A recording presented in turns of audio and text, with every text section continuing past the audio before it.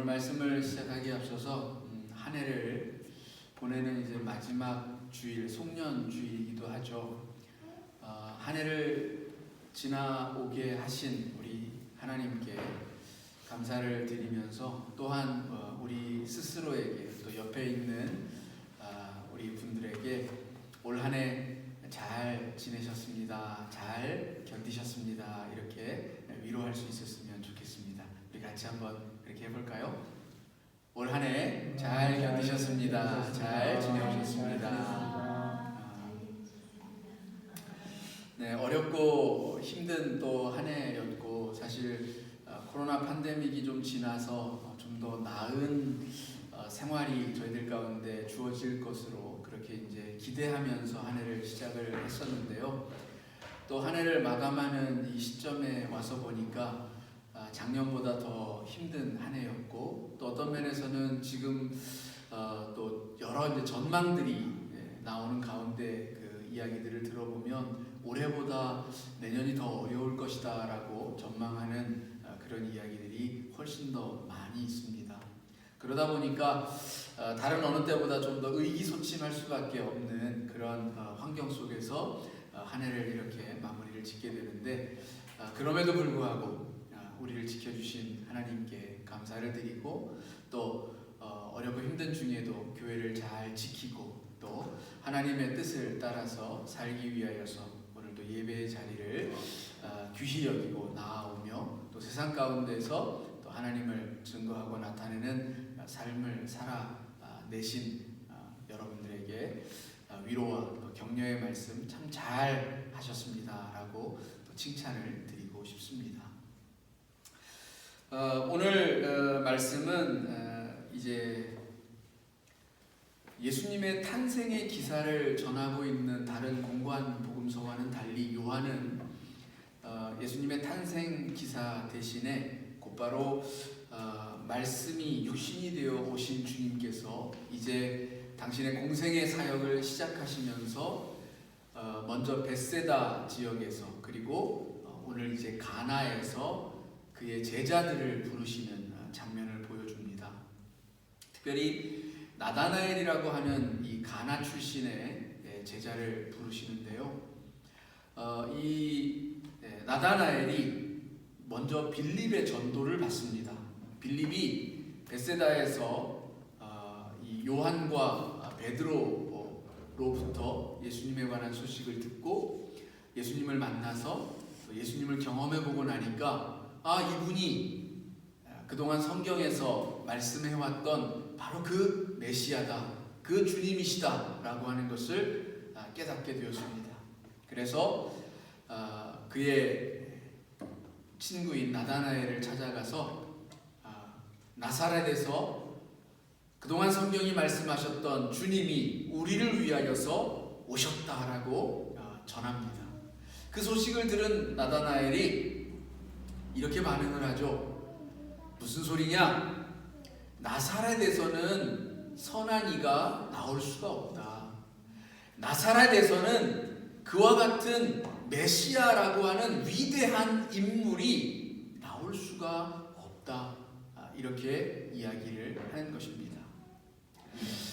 나사렛이라고 하는 곳은 과연 그러면 어떠한 곳이었을까요? 최근에 나온 지리학적 또 고고학적 그 연구 결과들을 주중에 쭉 살펴보면서 성경에서 나다나엘이 왜 나사렛에서는 선한 것이 날 수 없다라고 이야기하였는지를 좀 확인해 볼 수가 있었습니다.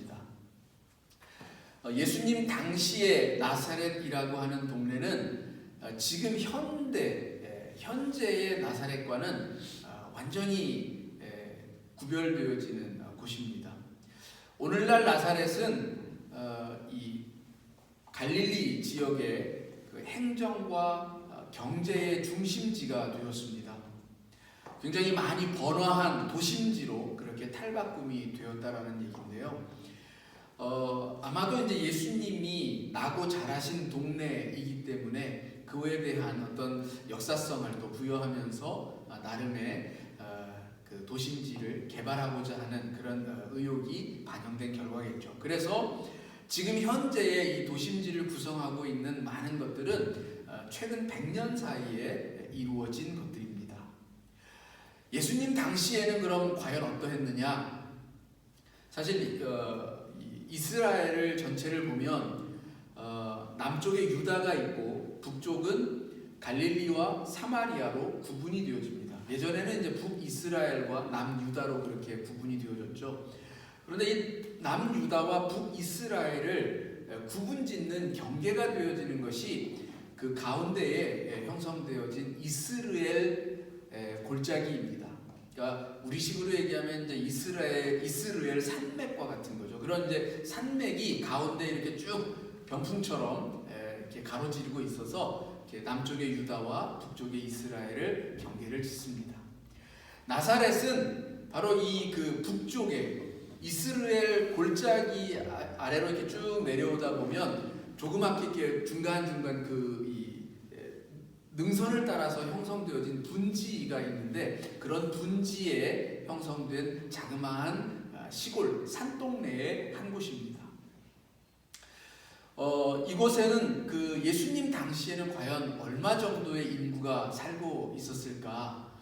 학자들에 따라서 약간의 의견을 달리하고 있지만 가장 낮게 보는 학자는 거기에 대략 한 100명 정도가 살았을 것으로 추정을 합니다. 100가구가 아닙니다. 100명 정도에. 그러니까 사실 가구 수로 치면 오늘날보다 아이를 훨씬 더 많이 낳던 때이니까 사실 뭐 한 20, 30여 가구 정도 사는 요즘도 시골에 가면 이제 그 정도 되어지는 그런 마을들은 아주 작은 그런 시골 동네라고 할 수가 있는 곳이죠. 그러니까 나사렛이 그런 곳이었다라는 겁니다. 그리고 이 나사렛은 이 석회암 지대로 유명했습니다. 이 석회암 지대라고 하는 것은 이렇게 수분, 이렇게 강우량이 적절하게 와서 이렇게 수분이 충족이 되어지면 이 농사가 잘 되는 충족토를 비옥한 땅이 되어진다라고 해요. 그래서 그 농사 짓기에 아주 용이한 그런 땅이 되어지는데 나사렛이 바로 그런 석회암 지대라고 합니다. 근데 문제는 이 골짜기에 형성되어진 산골 동네다 보니까 평원처럼 그렇게 이제 농사를 대량으로 지을 수 있는 그런 평평한 땅은 아니죠. 그리고 또 석회암지대라는 게 땅을 파면 돌이 많이 나와요. 그러니까 그 돌들을 다 골라내고 이렇게 농사 지을 땅을 이렇게 좀 해봤자 얼마 되지 않는 평평한 땅이 얼마 되지 않는 그런 지역인 거죠. 그러니까 대규모 영농에는 좀 부적합하고 자급자족의 소규모 영농하는 그 정도의 그 수준에 있는 지역이었다라고 볼 수가 있는 겁니다. 그리고 또 석회암지대에서 돌이 많이 난다라고 했는데 예수님의 아버지 되는 요셉의 직업은 성경에서 목수로 이렇게 나와 있죠. 이 목수는 이제 영어 성경에 카펜터라고 하는 단어를 우리말로 그대로 옮기면서 목수로 번역을 한 것인데요. 헬라어 원문에는 이 카펜터가 테크톤이라고 하는 말로 기록이 되어져 있습니다. 테크톤이라고 하면 사실은 이제 요즘으로 치면 테크니션에 훨씬 더 가까운 말입니다. 말하자면 기술자라는 거죠. 어떤 기술자를 말하는 것이냐면 이 건축 재료를 다루는 그런 기술을 가진 기술자를 말합니다. 그러니까 단순히 목수 그러면 나무만 다루는 어떤 그런 이렇게 기술자로 여기기가 쉬운데 사실 그 요셉은 또 그의 그 직업을 물려받아서 나사렛에서 자라는 동안에 그 일을 하였던 이 예수님도 사실은 건축 기술자였던 것입니다. 돌, 나무와 같은 다양한 건축 재료를 다루는 그런 건축 기술자라고 할 수가 있는 거죠. 근데 나사렛은 말씀드렸듯이 시골 동네예요. 크지 않은 그런 동네라는 거죠. 일거리가 많지 않아요. 그러니까 일을 하려면 조금 더 큰 도시로 나가서 그렇죠? 건축이 일어나려면 사람들이 모이는 곳이어야 하고 그 사람들이 필요로 하는 것들이 세워져야 하니까 당연히 좀 더 도시가 큰 규모에 있는 그런 곳에서 필요한 일꾼이라는 거죠. 그래서 아마도 학자들이 추정하기로는 이 나사렛에서 지금 이제 성인의 걸음으로 하면 도보로 한 2시간 거리에 떨어져 있는 세포리스라고 하는 도시, 그리고 반나절 정도 거리에 있는 가나라고 하는 도시가 그 당시에는 굉장히 큰 규모의 도시였기 때문에 아마도 그곳에 자주 나가셔서 일을 하지 않으셨을까, 그렇게 추정들을 합니다. 나사렛에서는 이런 그 석회 같은 돌들이 함께 많이 나고 그런 이제 것들을 가져다가 도시에서 건축을 하는 재료로 다루면서 일을 하셨을 것으로 그렇게 추정을 하는 것이죠. 그러니까 도회지 사람들이 볼 때 나사렛이라고 하는 곳은 너무나도 저 두메 산골과 같은 저 낙후되어져 있고 저 아주 궁색한 그런 지역에 불과했다라는 것입니다. 예전에 우리 저 어렸을 때만 해도 그 서울에 산다라고 하면 괜히 그 사람 굉장히 잘나 보이더라고요. 그냥 뭐 아무 이유 없이 그 표준어를 이렇게 쓰는 그 자체만으로도 사람이 뭔가 좀 세련돼 보이는 그런 인식이 있었어요. 그리고 또 서울 사람들 역시도 아마 이 시골 사람들에 대해서는 나 서울 살아라고 하는 그런 뭐 별것 아무것 지금에 와서 생각해 보면 아무것도 아닌데 그 당시에는 좀 그런 것들이 느껴졌어요. 나 서울 살아라고 하는 그게 왠지 모르는 자부심처럼 이렇게 그 한 자리에 마음속에 자리하고 있는 그런 모습들이 있었던 거죠. 마찬가지로 예수님 당시에 이 나다나엘은 가나 출신입니다. 가나는 이 나사렛에 비하면 아주 큰 도시입니다. 그런 도시 출신의 사람이 이 나사렛 출신이라고 하는 말을 들었을 때에 그런 생각이 당연히 들었던 거죠. 나사렛에서 그런 인물이 난다고? 말도 안 돼. 그런 일은 있을 수가 없어. 저 다윗의 동네도 아니고 예루살렘과 같은 이 다윗 왕조의 역사가 서려 있는 곳도 아니고 이 북쪽에만 해도 그 큰 도시들이 얼마나 많은데 그런 도시에서 인물이 나는 것이지 이런 시골 촌동네에서 누가 어떤 이가 제대로 된 이가 날 수 있어라고 하는 그런 편견과 그런 생각들을 이렇게 드러내고 있는 것입니다. 그래요. 어쩌면 이런 편견은 오늘날 더 심화되고 있고 어쩌면 그 사실이 되고 있는지도 모릅니다. 요즘은 우리가 흔히 이야기하듯 개천용이 나기가 어렵다 이렇게 말들을 합니다. 그렇죠? 개천에서 용 나기가 어려운 시절이다. 예전에는 가난해도 열심히 살고 또 열심히 일을 하면 성공할 수 있다라고 하는 그런 인식이 있었습니다. 그런데 시대가 좀 더 잘 살게 되어지고 또 좀 더 많은 사람들에게 그 혜택이 나누어진다라고 하는 이 요즘에 와서 오히려 개천용은 더 어렵게 되었다라고 하는 얘기를 하고 이제는 더 이상 개천에서 용나기는 불가능하다 이렇게 말하는 시대가 되었습니다. 주중에 난 기사를 보니까 그 서울에서 아무것도 물려받은 것 없이 자기 받은 월급으로 그 월급을 한 푼도 쓰지 않고 모아서 서울에서 25평형 그러니까 실평수로 하면 18평 59 입방미터짜리 되는 그 아파트 한 채를 마련하는데 14.1개월이 걸린대요.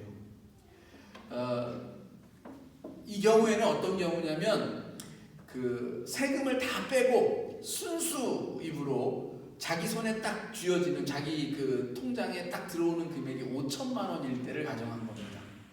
그러니까 순수입 5천만 원을 연봉으로 받는 사람이 14년 1개월을 모아야 서울에서 대략 7억에서 8억 사이에 그 25평형 아파트를 마련할 수 있다는 거예요. 그러니까 실질적으로 그 정도의 연봉을 받을 수 있는 위치에 가려면 적어도 직장에서 한 7, 8년 내지 10년은 일을 해야 그 정도 연봉을 받고, 또 그 정도 연봉을 받는다 하더라도 뭐 이것저것 자기가 쓰는 거, 생활비며 이런 것들을 제하고 나면 실질적으로 자기 힘만으로 집 한 채를 마련하는 것은 거의 불가능한 일이 되어진다는 것이죠. 그러니까 이미 그것을 가지고 시작하는 이와 그렇지 못한 이의 사이는, 그 차이는 점점점 더 벌어질 것이고, 거기에서 나는 그 격차는 이미 출발선에서부터 그렇게 차이가 난 것이 나중에 보면 그 격차는 이제는 도저히 따라잡을 수 없는 그런 상태가 되어진다는 것입니다. 그렇기 때문에 이것은 교육에 있어서든 의료에 있어서든 생활의 전반적인 삶의 수준에 있어서든 그 갭 차이가 너무 크게 벌어진다는 거예요. 그것이 개천용이 더 이상 불가능한 우리의 현실을 말해주는 것이라고 그렇게 설명들을 합니다. 예수님이 그런 느낌을 받으셨을지도 몰라요. 나다나엘이 보기에는 도저히 나올 수 없는 그런 지역의 출신이라는 것이죠. 그런데요, 여러분, 우리 그리스도인들, 특히 이 기독교라고 하는 것은 바로 그 날 수 없는, 그 불가능한 것들을 계속해서 소망으로 붙잡고 그것을 실현해 나가기 위해서, 또 그 일들을 그래도 누군가는 해야 한다는 그 신념과 믿음 안에서 행하는 그런 종교입니다. 그런 신앙인들입니다. 그래서 예수님은 뭐라고 하셨습니까? 우리가 지난주에 살펴보았듯이 세례 요한에게 자, 맹인이 눈을 뜨고 절름발이가 걷게 되어지고 죽은 자가 다시 살아나고 가난한 자에게 복음이 전파된다 하여라. 이게 내가 온 목적이다라는 것입니다. 주님은 말씀합니다. 의인에게는 메시아가 필요 없다. 죄인이기 때문에 메시아가 필요한 것이고 병이 들었기 때문에 의원이 필요한 것이다 말씀합니다.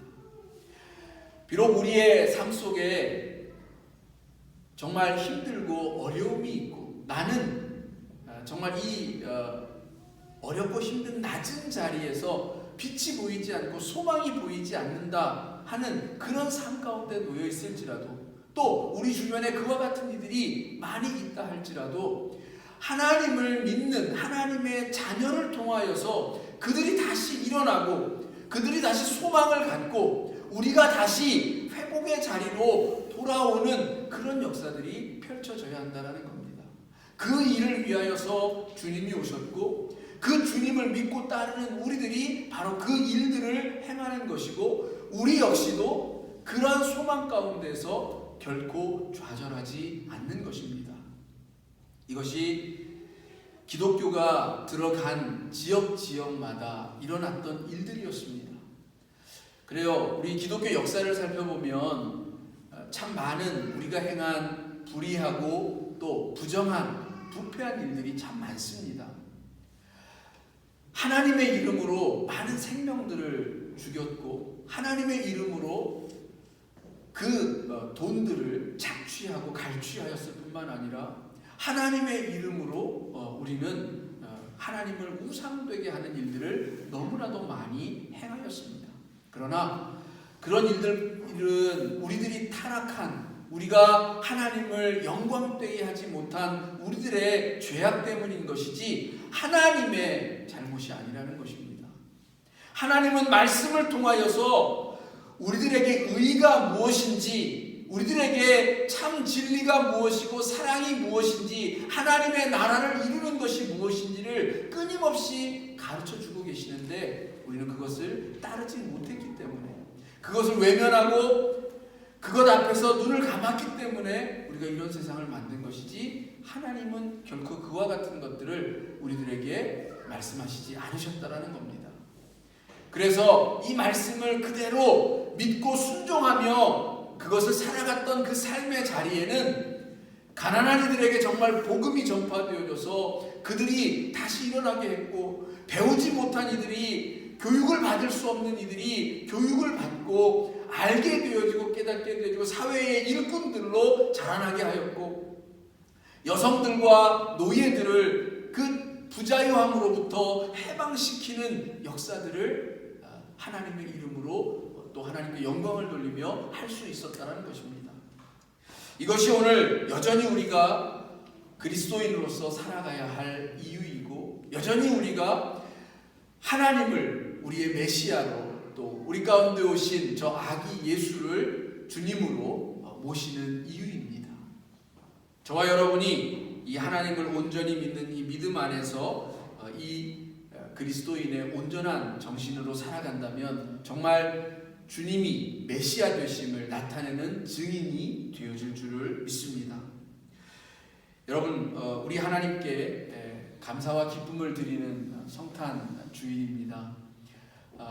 이것이 특별히 이 땅에 고통받는 이들, 이 추운 겨울을 난방도 없이 전기도 없이 나야 하는 이들, 그리고 정말 가난 속에서 학교도 제대로 갈 수 없고 병원도 제대로 갈 수 없는 이들, 그 많은 이 땅의 수많은 이들에게 사랑이 증거되어지고 또 그 사랑을 통하여서 좀 더 함께하여서 더불어서 살아갈 수 있는 그런 세상을 만들어가는 우리들의 다짐과 결단이 있는 오늘이기를 원합니다.